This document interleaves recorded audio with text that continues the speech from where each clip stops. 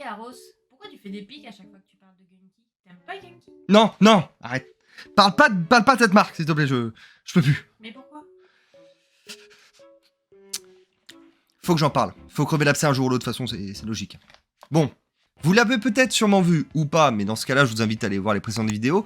J'envoie des petits pics de temps en temps à une marque que je n'aime pas du tout. Dans le numéro 1 de mes marques les plus détestées, il s'agit bien sûr de Genki. Pour la petite histoire, Genki a été fondé en 1860 par le groupe Peson et Michel, mais depuis qui a été racheté par un groupe français, et depuis qui a été racheté par un groupe du nom de Sansas aujourd'hui qu'on connaît plus principalement, pour moi, comme le bordel de marques de pêche. Donc des petites marques qui sont dans ce groupe assez extravagant qui vend beaucoup de matériel en Europe.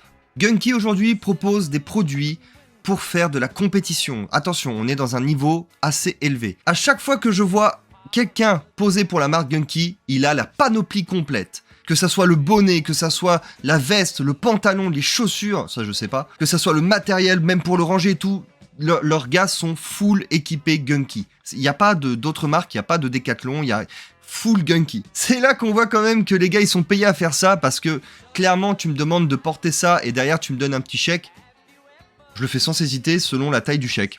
Un peu logique vu que l'argent aujourd'hui nous guide, malheureusement. Je sais bien que ces personnes-là sont payées par la marque et sont des professionnels, ou se disent professionnels dans la marque. Personnellement, j'y crois moyen. Après, ils ont peut-être un passé de professionnels, mais ces gens quand même survendent la marque. Parce que moi, je l'ai testé la marque. Je l'ai testé dans des prix assez sympas. Hein. On est sur des cannes à 80 balles, des moulinets à 80 balles aussi. Donc on est sur un bon budget, quelque chose d'assez efficace, où on veut bien sûr avoir du matériel pour durer dans le temps, c'est pas le but non plus de racheter ton matériel au bout de 2 mois parce qu'il est mort.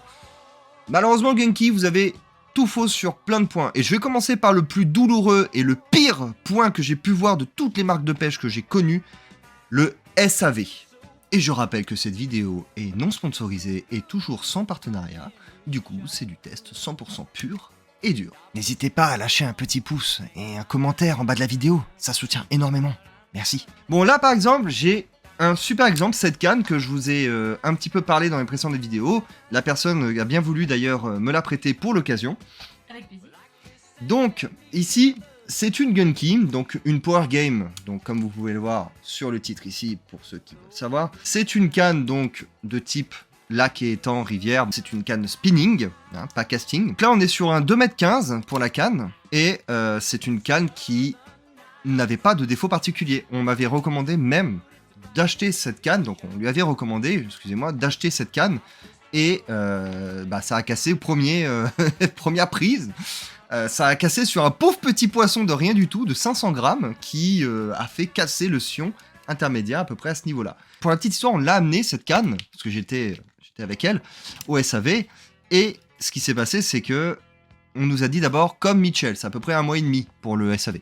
Donc on s'est dit, ok, 1 mois et demi, ça fait long, mais bon, ça va le faire. Puis 1 mois, 2 mois, et 3 mois sont passés, la canne est revenue, mais sans le sion. Le sion, il était toujours pété. Notre magasin, du coup, donc Terre et Eau, pour ceux qui veulent savoir, c'est tout simplement arrangé avec nous directement pour nous redonner un sion neuf de leur propre stock à eux, et voilà, pour qu'on soit directement, qu'on rentre avec la canne, parce que pour eux, c'était intolérable qu'au bout de 3 mois, il n'y ait pas tout simplement la réparation de fait sur la canne, donc c'est même pas une réparation, c'est un remplacement, ils changent juste le sion là. Mais là, ils nous l'avaient partené, Genki, ils nous aiment pas, Genki, nom de Dieu de bon Dieu, ils nous aiment pas. Vous êtes vraiment des charlots, putain, Genki, vous savez pas comment bosser, c'est pas possible.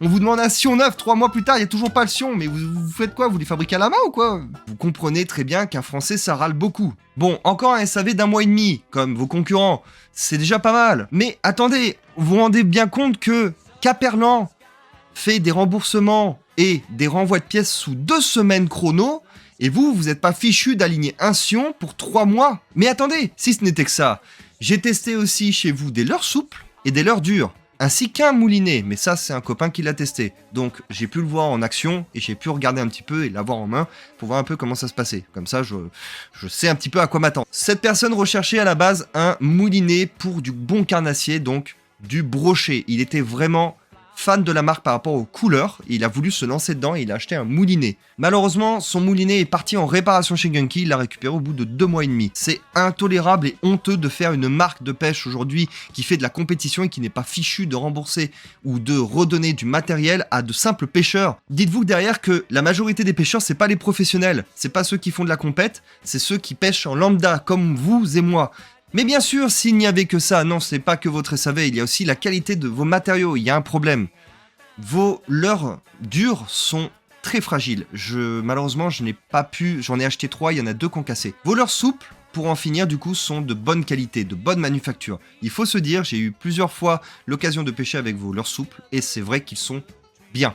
Quand j'ai regardé une de vos vidéos, j'ai coupé très vite, très vite. Vous étiez en train de pêcher un poisson simple, donc un type de poisson très simple, et vous utilisez un sonar et de l'attractant à fond la gamelle sur vos putains de leurres souples, les gars. Vous faites ce que vous voulez, hein, mais pour moi, la pêche, c'est pas de foutre plein de produits et un sonar qui est hors de prix.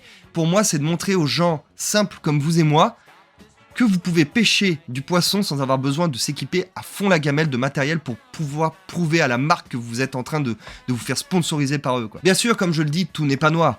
Il y a certains modèles chez Gunky qui sont très bons, certains modèles, pas tous. Regardez les avis clients, c'est hyper important. Je me suis fait avoir tellement de fois par ça. Pour éviter les haters dans les commentaires, tout simplement, cette marque n'est pas mauvaise, mais elle a des choses à améliorer. Il faut que cette marque regarde plus ses avis clients et se focalise vraiment sur le matériel à faire. On en voit énormément, je vous promets. Dans le magasin de pêche que j'ai, les 3 magasins de pêche que j'ai fait aux alentours, ils ont énormément de matériel Gunky en SAV. C'est abominable. Il y a un problème. Il y a un souci dans le matériel de pêche de chez Gunky. En tout cas, pour ma part, je vous laisse. J'ai du matériel Gunky à aller trier. Je vous dis à la prochaine pour une prochaine vidéo. Je rends l'antenne.